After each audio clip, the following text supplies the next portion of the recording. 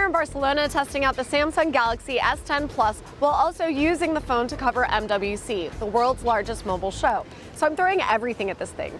Photos, videos, tethering, long days without a single charge. And you know what? It's doing great.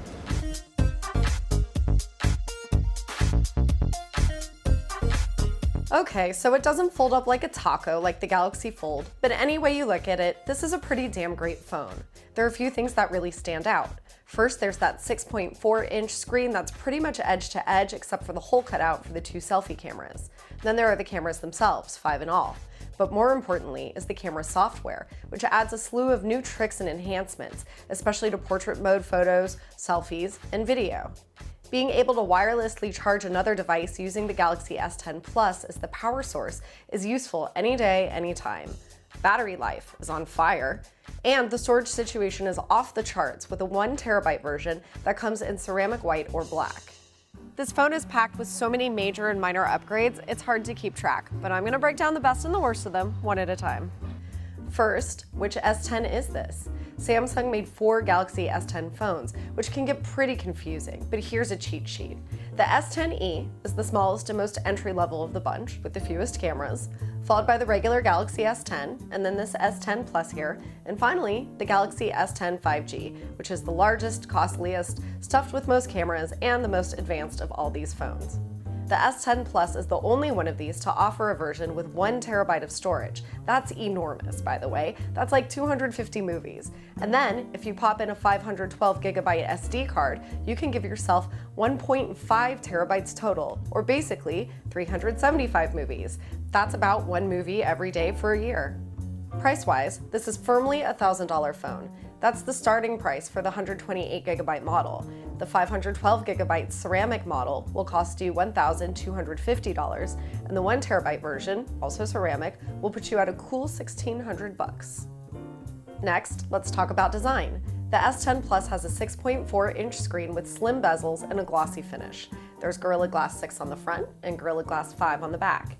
It's a nicely polished phone, it feels good in the hand, but you should accept that fingerprint schmutz will be a way of life if you don't have a cover, and the phone is pretty slippery. It uses Samsung's Infinity O display, which cuts out a pill-shaped opening for the 2 selfie cameras. Most of the time, this doesn't get in the way, but when you're looking at a white screen, it is fairly noticeable. Overall, the screen is bright and fairly easy to read outside. Samsung definitely knows what it's doing here. One of the defining S10 features is the new ultrasonic in-screen fingerprint reader, which uses sound waves to unlock your phone. It's supposed to be faster, more secure, and work with wet and greasy hands. But this first version that I've been testing isn't registering my prints as quickly or as accurately as I'd like. There have been a lot of misses. Samsung says it will have a software fix by the time that the phone goes on sale. Surprisingly, Samsung removed its iris scanner from the front-facing camera, so if the fingerprint reader doesn't work for you, you'll need to use a PIN code to get in. Alright, I think it's time we talk about the cameras. As I said before, there are 3 on the back and 2 on the front. The rear cameras start with a 12 megapixel dual aperture lens, a 12 megapixel telephoto lens, and a 16 megapixel ultra wide angle lens. Turns out you can do a bunch of cool things here, like take a photo using any of the 3 lenses. I really like this flexibility, and I found myself using it a lot, shooting mostly with the main camera, then switching to the telephoto to capture something far away, or to ultra wide to get more of a street scene or a larger group. The telephoto lens also assists with portrait modes, and the S10 Plus wins points with me by adding 3 new effects, including a spot color option that I found really dramatic. One of my favorite things about Samsung's take on portrait mode, which the company calls live focus, is that you can adjust the blur in the settings before and after you take the shot. So if you change your mind about an effect, you have the freedom to play around. I really like this, and I'd love to see even more effects in the future. There's also some artificial intelligence in the camera. It can recognize 30 scenes and auto-adjust your settings to take a better photo. You just tap to turn the scene optimizer on, and if you don't like the result, you can tap the screen to turn it off. There's also a new feature called Shot Suggestions, which will guide you to line up a shot and focus area. When you do line it up, the guideline turns yellow and automatically takes the picture, so you don't have to take your hands off the phone. This can be really helpful, but sometimes it took too many pictures of the same thing when I actually wanted more artistic control or I just wasn't ready to take the shot. I also had a lot of fun using the GIF Maker. You might call it GIF, I call it a GIF. Turn it on in the settings and press and hold the shutter button. Instead of taking burst shots, it will compile that GIF. The playback isn't as smooth or crystal clear as it is if you make a GIF from a video, but it is a convenient tool and it gets the point across. Samsung is adding Instagram mode that will come soon to the Galaxy S10 phones. We got a demo of it on the S10 G5. If you have an Instagram account, you can access this Instagram mode from the native camera and use the same filters, post directly to Instagram without ever leaving the app. I think it's a really smart play for Samsung. Instagram mode will work with both the rear and front-facing cameras. Speaking of those front-facing cameras, those are 10 and 8 megapixels respectively. Samsung has done something really clever and lit up the edge of the display around the lens when you switch into selfie mode so you know where to look when you smile. As with the rear cameras, you can also switch among the lenses and fit more people or scenery into the viewfinder. So how's the camera quality overall? Pretty great actually. Daytime photos are terrific on auto mode, and they get even better if you enjoy tinkering with pro settings.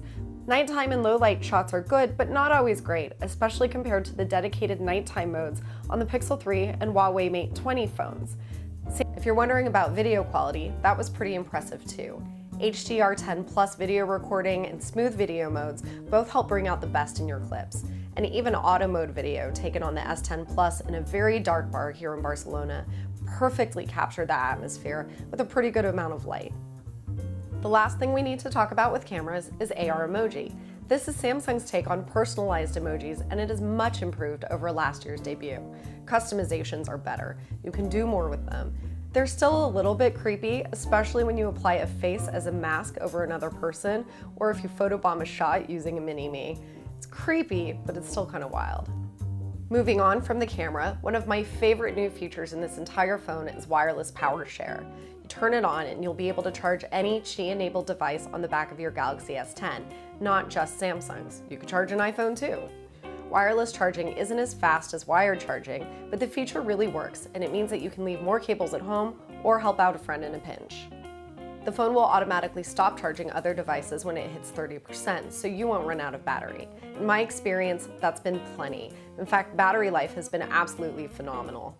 The S10 Plus has a 4100 mAh battery, and it looped video in airplane mode for 21 hours in our tests. But it's also really great in real life. It's taken me from early mornings to late nights, and I've been using navigation, tethering my laptop. Those are both things that drain battery, but I've never had to worry that I would run out of juice.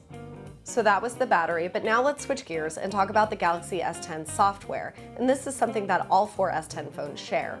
You get Android 9 Pie as the base, and Samsung's all-new One UI on top. One new feature here is Bixby Routines. You may not be a big fan of the Bixby voice assistant, but Routines is actually a pretty neat way to automate some of the things that you're going to do anyway. You can choose from some preset suggestions, which you can then customize, or you can create your own from scratch.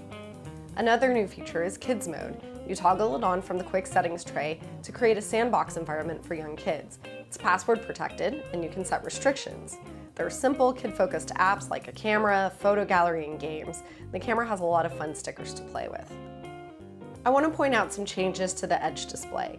It's still here, but it's far more pruned back, which actually is pretty great. I genuinely like using the app's Edge as a way to get to most wanted apps from any screen, but if you have too many, it can get bogged down. So Samsung is starting you off with an option to pick 5 apps, and you can build this out to 10 shortcuts. You can also add in other edges for your top contacts and so on. We don't have time to go over everything, but rest assured that the Galaxy S10 still has lots of custom settings inside the menus, which is a really nice option for power users. But wait, there's more, the rest of the specs. The Galaxy S10 Plus runs on Qualcomm's fast, powerful Snapdragon 855 processor. There's a headphone jack and USB-C charging port, and the phone is rated IP68 for water resistance. Globally, the 128GB version comes in Flamingo Pink, Canary Yellow, Prism Blue, Prism Green, Prism White, like mine, and Prism Black, but your country may not stock every color. The 2 larger storage configurations give you a choice of ceramic white or ceramic black. Right now, there's just one last question to answer. Should you buy this, the regular Galaxy S10, or maybe the S10e, or a different phone entirely? Sure, this one is more expensive than the S10 and the S10e, but it's also way more mainstream than the Galaxy Fold or the Galaxy S10 5G. People are actually going to buy this phone. With only a $100 difference between the S10 and the S10 Plus, your choice really comes down to size preference, camera capabilities, and the option to upgrade your storage. The Galaxy S10 Plus is a really great phone. I strongly recommend it. I really like a lot of the extra features on here, especially wireless power share. And I think that the fingerprint reader on the front is a more convenient location than in older models when it was on the back. I used the 3 cameras on the back in everyday situations, so they really made sense to me. Photo quality is really good overall, although I would have liked to have seen a dedicated nighttime camera mode like the Pixel 3 has. I think Samsung could do a little bit better there. This is a phone that I would definitely use every day, and if you bought it, I think you'd be really happy with your choice.